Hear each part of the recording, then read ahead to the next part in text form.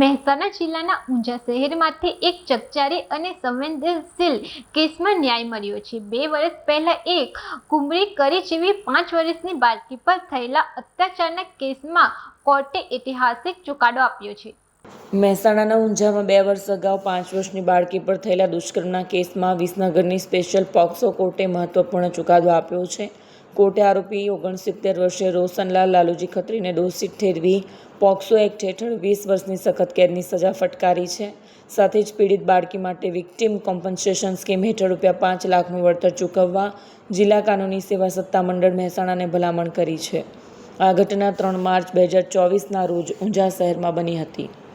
ઊંઝા શહેરમાં આજથી એકાદ વર્ષ અગાઉ તારીખ 3/3/2025ના રોજ એક 5 વર્ષની દીકરી એટલે કે કુમળા ફૂલ ઉપર 69 વર્ષના રોશનલાલ લાલુજી ઉર્ફે લાલજીભાઈ ખત્રીએ આ ફૂલ ઉપર જઘન્ય કૃત્ય આચરવામાં આવી, જેના અંદર ઊંઝા પોલીસ દ્વારા ફરિયાદ દાખલ કરવી, ત્યારબાદ એની તપાસ કરી ચાર્જશીટ દાખલ કરી મહેરબાન વિસનગરના સ્પેશિયલ કોર્ટ પોક્સો જજ શ્રી સિદ્દીકી સાહેબની કોર્ટના અંદર ઇન્સાફી કાર્યવાહી સારું મોકલવામાં આવે।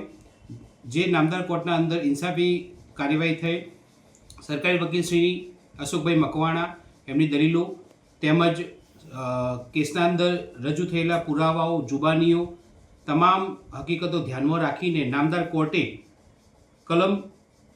પોક્સો કલમ 5 IM સાથે વાંચતા કલમ 6 મુજબ 20 વર્ષની સખત કેદની સજા, BNS કલમ 64(2) IL મુજબ 10 વર્ષની સજા, BNS કલમ 137(2) મુજબ 5 વર્ષની સજાનો હુકમ કરેલ છે। વધુમાં ભોગ બનનારને ₹5 લાખ વિક્ટિમ કોમ્પન્સેશન સ્કીમ પ્રમાણે DLSA ચૂકવે એવી દરખાસ્ત કરેલ છે। આ કેસના અંદર પોલીસ તંત્રએ ખૂબ સારો ભાગ ભજવેલ છે। ઈમાનદારીથી નિષ્ઠાથી જે તપાસ કરી અને આ આરોપીને સજા થાય એના તમામ પુરાવા એકઠા કર્યા। આ કેસના અંદર પોલીસ અધિકારીશ્રીઓએ જુબાની આપી, પરિવારે હિંમત રાખી અને નામદાર કોર્ટના અંદર ન્યાય માટે સતત એ ઝંખના રહ્યા અને સંઘર્ષના અંતે નામદાર કોર્ટે આજરોજ એ દીકરીને ન્યાય અપાવવા માટે ન્યાય આપ્યો છે। અને આ ચુકાદાઓ ઐતિહાસિક છે, કારણ કે મહેસાણાની સાથે સાથે સમગ્ર ગુજરાતના અંદર રોજબરોજ આપણે નાના દીકરીઓથી લઈને મોટી વૃદ્ધા મહિલાઓ હોય એમના સાથે પણ દુષ્કર્મના અને છેડતીના ઘણા કેસો આપણે જોઈએ છે।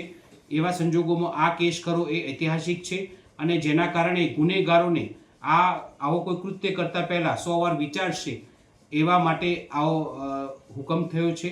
નામદાર કોર્ટના હુકમને અમે આવકારીએ છીએ। જય હિન્દ।